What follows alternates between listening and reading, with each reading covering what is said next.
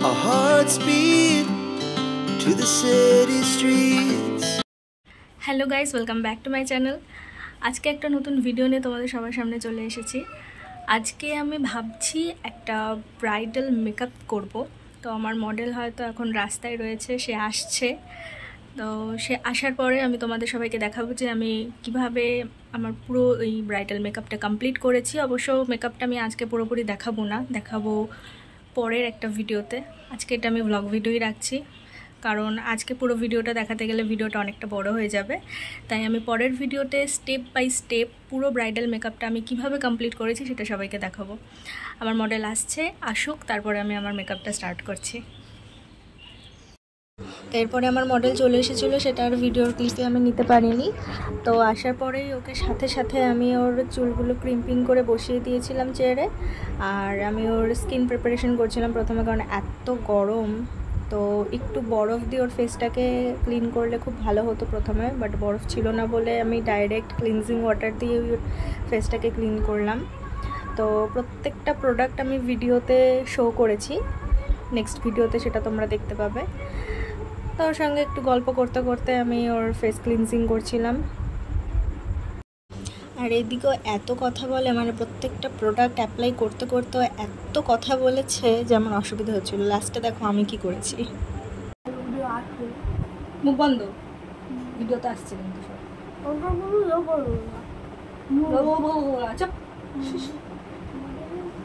কিরকম মেয়ে দেখো, বোকা খাওয়ার পরেও দাঁত বার করছে।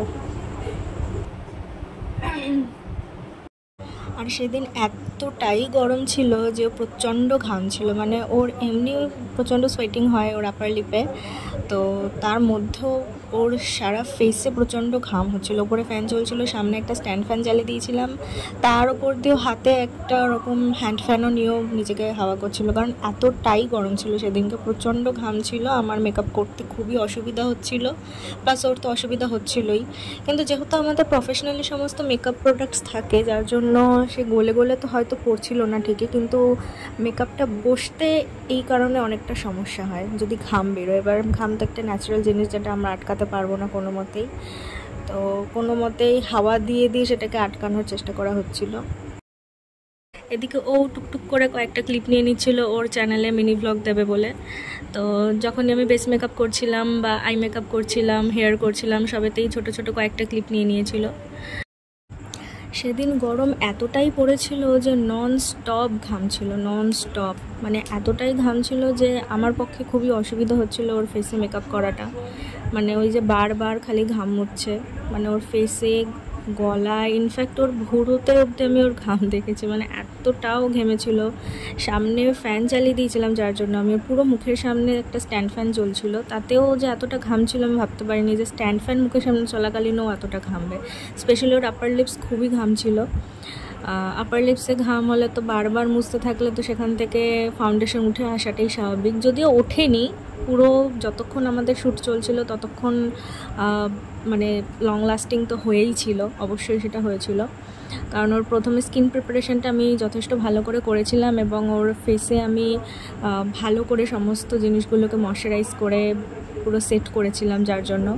আর একটা জিনিস যেটা আমি প্রায় ওর মুখে একটু স্প্রে দিচ্ছিলাম, যার জন্য ওর ফেসটায় যেটুকু সময়ের জন্য হোক না কেন মেকআপটা বসেছিল, যার জন্য কোনো অসুবিধা হয়নি, মেকআপটা উঠে আসেনি। কিন্তু সমস্যাটা যেটা হচ্ছিল কি, বারবার খালি ওর ঘামটা বেরিয়ে আসছিল।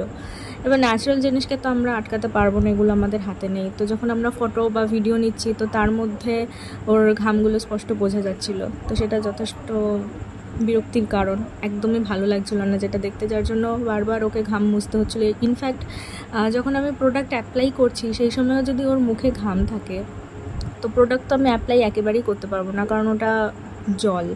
সুতরাং আর সবথেকে বড় কথা, ওটা নোনা জল, কারণ ঘাম যেটাই বেরোয় না কেন ওটা নোনতা হয়, তো আমাদের প্রোডাক্টের সঙ্গে সেটা একটা বাজে রিয়াকশান করে।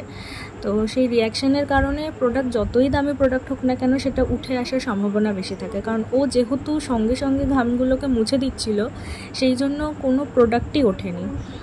আর আমি প্রায় 4 থেকে 5 বার ওর মুখে আমি মেকআপ মানে ট্রান্সলুসেন্ট পাউডার সেট করেছিলাম যাতে একটু ড্রাই থাকে ওর ফেসটা, কিন্তু কোনো মতেই তাও সম্ভব হচ্ছিল না। বাট যেটুকু করার সেটুকু তো করেই ছিলাম।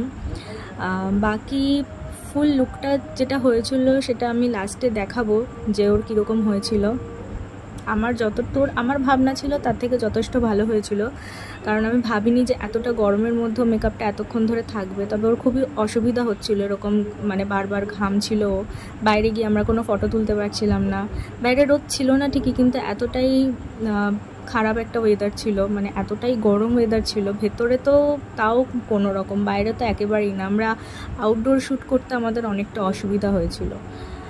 তো দেখতেই পারবে আগের পুরো ব্লগে যে ওর অবস্থাটা কীরকম। দেখতে থাকো পুরো ভিডিওটা, তখনই বুঝতে পারবে। দেখো মডেল এখানে বসে রয়েছে, এখানে ফ্যান চলছে, ওপরে ফ্যান চলছে, তাও মডেলের এত ঘাম হচ্ছে যে কিছু বলার নেই। ওপরেও ফ্যান চলছে, এখানেও ফ্যান চলছে, তাও তার নাকি ঘাম হচ্ছে। ঠিক আছে, কোনো ব্যাপার না, অনেক বন্দোবস্ত করা হয়েছে। নিজেকেও তো একটু দেখাতে হয়, দেখি কিরম লাগছে। Look like skeleton face.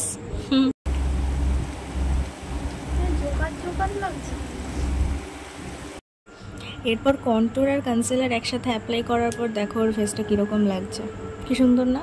Blending না করলেই এরকমভাবেই ওকে বেশ সুন্দর লাগছে, ব্লেন্ডিং না করলেও চলে হয়তো। তাও করে দিলাম ব্লেন্ডিং, কারণ মেকআপটাকে তো ফুল কমপ্লিট করতেই হবে। আর একটা সিক্রেট রিভিল করি, ওর অনেক দিন ধরে শখ বউ সাজার, অনেক দিন ধরে। আমি যবে থেকে এই কাজ শুরু করেছি তার আগে থেকে, মানে আমি যবে থেকে শিখেছি অ্যাকচুয়ালি, শেখা শুরু করেছি তার আগের থেকে ওর বউ সাজার খুব শখ। মানে আমাকেও সেদিনকে বলে আমার বউ সাজার পরে শখ মিটে গেছে, আমার আর বিয়ে না করলেও চলবে। তো ওর শখ মিটে গেছে, ওর শখটা আমি পূরণ করে দিয়েছি।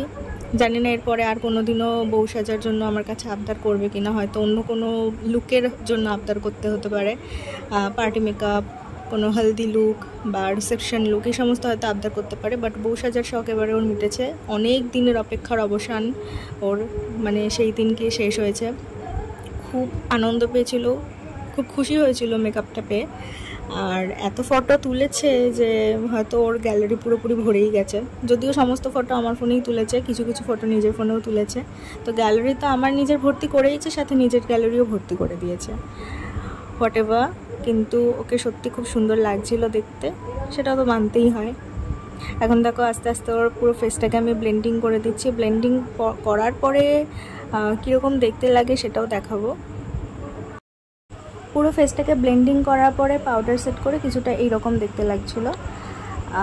তো এখনও মনে হচ্ছে যে কিছুই নেই, বাট রয়েছে। ক্যামেরা অতটা স্পষ্ট বোঝা যাচ্ছে না, সামনাসামনি পরিষ্কার বোঝা যাচ্ছিলো, কারণ এরপরে এতক্ষণ আমি ক্রিমের সমস্ত জিনিস ইউজ করলাম, এরপর আমি পাউডারের সমস্ত কিছু ইউজ করব, তখন আরও পরিষ্কার বোঝা যাবে।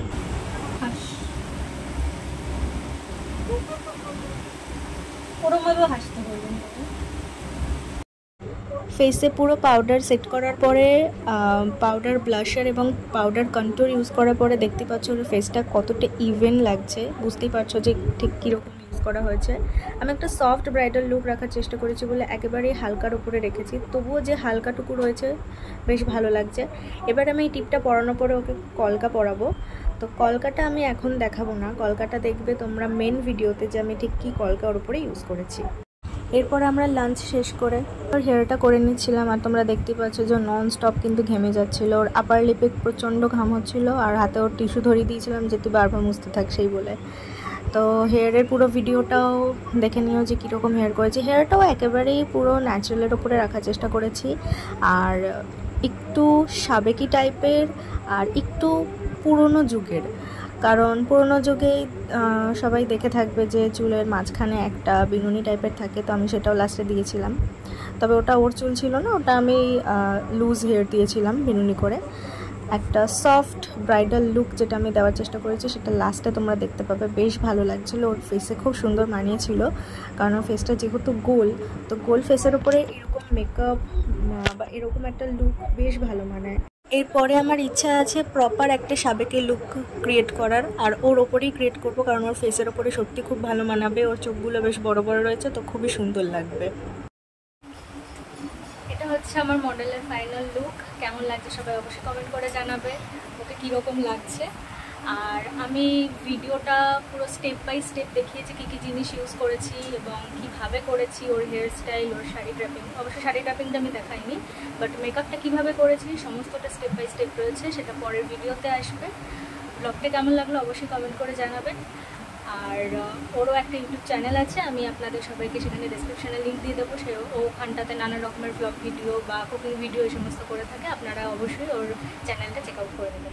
মেকআপ কমপ্লিট করার পর এই হচ্ছে আমার বিছানার অবস্থা। চারিদিকটা পুরো ছড়িয়ে ছিটিয়ে রয়েছে সব মেকআপস প্রোডাক্ট নিয়ে। মডেল এখনও নিজেকে সাজাতে ব্যস্ত, এখনও ওর সাজ কমপ্লিট হচ্ছে না।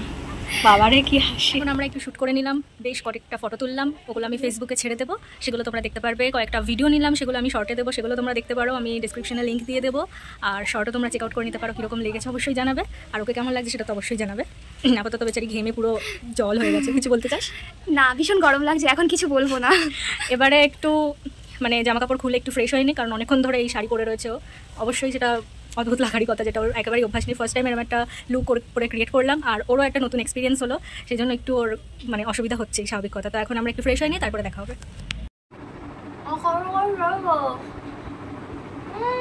এখন আমরা একটু চপ খাবো, কারণ আমরা চপ শিল্পের ফ্যান। আর এখানটাতে বসে বসে হাসছে। একটু পরেও চলে যাবে, একটু পরেও চলে যাবে। ওর মেকআপটা তুলে ওকে আরো ভালো লাগছে দেখতে। আমি ন্যাচারালি সুন্দর, আমার তো সব মেকআপের দরকার পড়ে না। বাবারে, ঠিক আছে আমরা একটু চপ টপ খেয়ে নিই। আমি তখন চপ শিল্পটা ইয়ার্কি মেরে বলেছি যে সবের ফ্যান, আদৌ আমরা কোনো কিছুরই ফ্যান নই। এখন আপাতত আমরা চপের ফ্যান, চপ আর বেগুনির ফ্যান, তাই তো? একদম একদম। ঠিক আছে, আগে এটা খেয়ে নিই, তারপরে দেখা হবে। আমাদের মডেল এখন বাড়ি চলে যাচ্ছে ব্যাগপত্র গুছিয়ে নিয়ে। আবার আসবেন, সাবধানে যাবেন। আমি না আসলে আপনার ফটোশুট ডাইরেক্ট হবে নাকি? রাস্তায় কিছু হলে ফোন করবেন না, ঠিক আছে? জুতো পরাই হচ্ছে না। টাটা, সাবধানে যাবি, টাটা।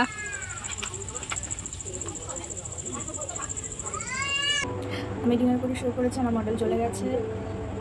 আজকে আমি খুবই টায়ার্ড, কারণ অনেকক্ষণ ধরে দাঁড়িয়ে আমরা শ্যুট করেছি। কারণ সকাল 11টা থেকে প্রায় আমাদের 6টা বেজে গেছে পুরো শ্যুট কমপ্লিট করতে, কারণ ব্লগিং ভিডিওটাও শ্যুট করেছি, প্লাস মেকআপের পুরো ভিডিওটা শ্যুট করেছি যেহেতু। তো সমস্ত কিছু কমপ্লিট হতে হতে আমাদের 6টা মতন বেজে গেছিলো। সেই জন্য খুবই টায়ার্ড, অনেকক্ষণ দাঁড়িয়েছিলাম, পায়ের তলা ব্যথা করছে। যাই হোক, তো এখন ব্লগিং ভিডিওটা এখানে শেষ করছি। আর পুরো মেকআপের ভিডিওটা আসছে নেক্সট ভিডিওতে, তোমরা চেক করে নিতে পারো। Stay tuned. আমি নতুন ভিডিও আসলে সেটার লিঙ্ক ওই ডিসক্রিপশনে দিয়ে দেবো, তোমরা চেক আউট করে নিতে পারো। আর আমার মডেলেরও একটা ইউটিউব চ্যানেল আছে, সেটাও আমি দিয়ে দিচ্ছি ডিসক্রিপশনে, তোমরা গিয়ে দেখে নিতে পারো।